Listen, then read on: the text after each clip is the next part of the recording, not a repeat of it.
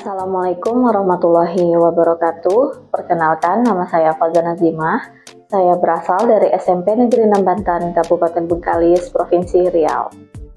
Pada video pembelajaran kali ini, kita akan bersama-sama belajar mengenai klasifikasi makhluk hidup Sistem 5 Kingdom dari Whittaker pada mata pelajaran IPA kelas 7 SMP fase D.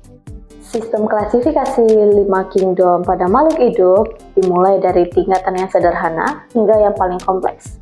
Yang pertama adalah Monera, yang kedua adalah Protista, yang ketiga adalah Fungi, yang keempat adalah Plantae, dan yang terakhir adalah Animalia. Yuk kita bersama-sama belajar tentang Monera. Monera merupakan makhluk hidup yang tidak memiliki membran inti sel atau disebut dengan prokaryotik.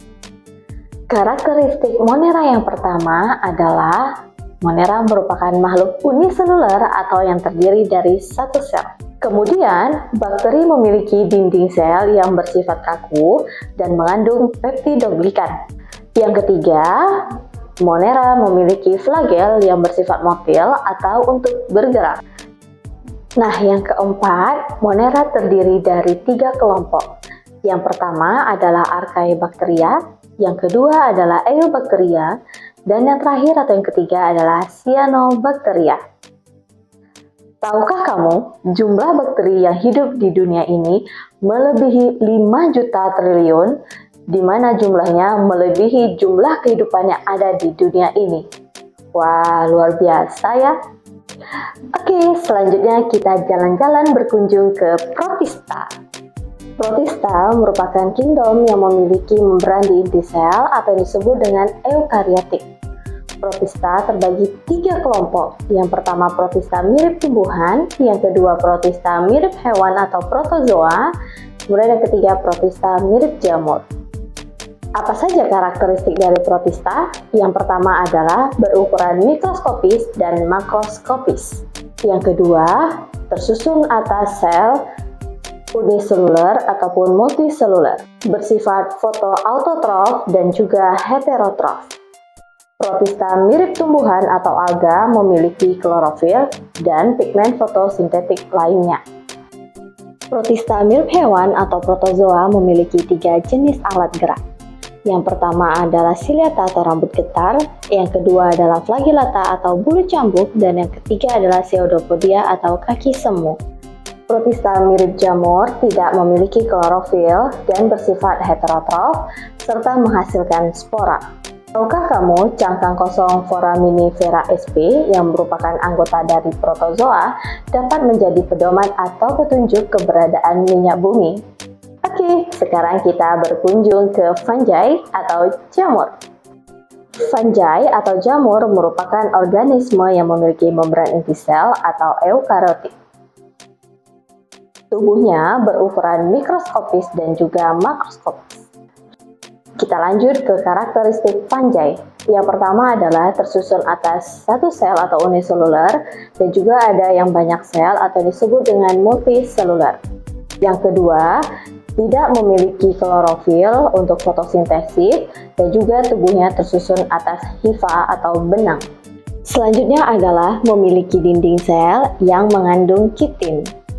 Kemudian dapat bereproduksi secara seksual dan juga aseksual. Kemudian 3 cara hidup dari fungi. Yang pertama adalah parasit obligat, yang kedua parasit fakultatif, dan juga saprofit.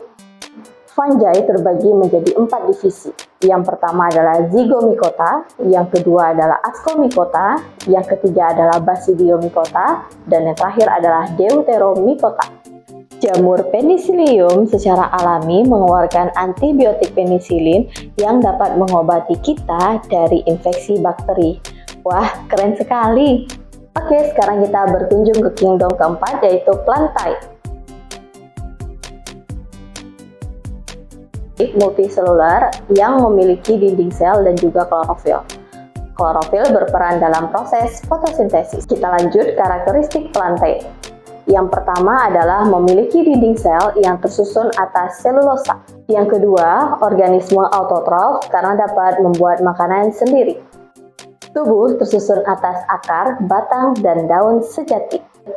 Yang keempat, bereproduksi secara kawin atau generatif dan juga secara tidak kawin atau vegetatif. Yang kelima, dapat menyimpan cadangan makanan berupa amilum atau pati. Terbagi menjadi 3 kelompok. Yang pertama adalah Bryophyta atau lumut, yang kedua adalah Pteridophyta atau paku-pakuan, dan yang ketiga adalah Spermatophyta atau berbiji. Tahukah kamu bunga Rafflesia arnoldi merupakan bunga parasit tunggal terbesar di dunia? Rafflesia hidup dengan menempel pada inang, yaitu pada anggur hutan. Kunjungan terakhir kita adalah di Kingdom Animalia. Animalia merupakan kelompok organisme eukariotik jenis hewan.